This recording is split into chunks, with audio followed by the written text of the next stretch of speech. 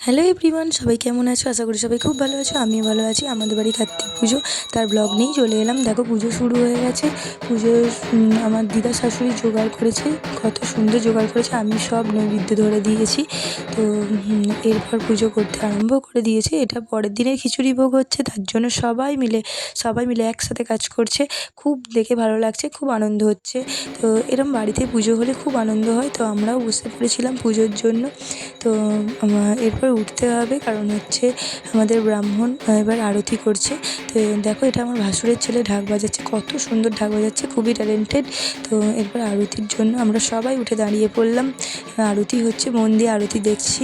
তো আরতি দেখতে দেখতে একটা কথাই ভাবছি যে আমার ছেলেদেরকে কত সুন্দর লাগছে, পুরো রাজার মতো।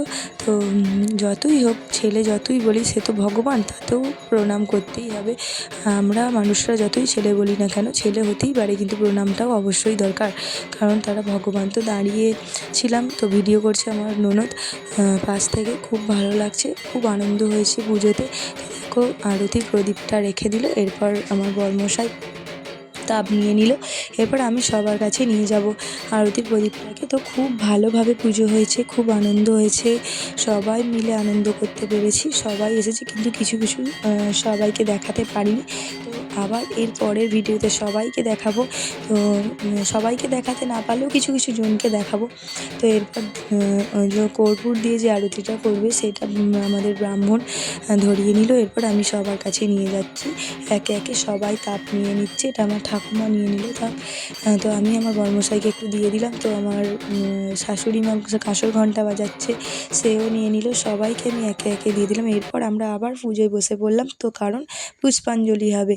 তো পুজো শেষের দিকেই প্রায়, তাই পুষ্পাঞ্জলি হবে বলে আমরা সবাই মিলে বসলাম। তো এরপর ব্রাহ্মণ পুষ্পাঞ্জলির জন্যই সব আয়োজন করছিল। তার আগে আমার ননদ আমাকে বলেছিলাম ভিডিও করে দেবে, তো ভিডিও করে দিচ্ছিল, দিয়ে বললো তাকাও এদিকে একটু। দিয়ে তাকালাম, একটু ভিডিও করলো। তো এরপর পুষ্পাঞ্জলি শুরু হয়ে গেছে।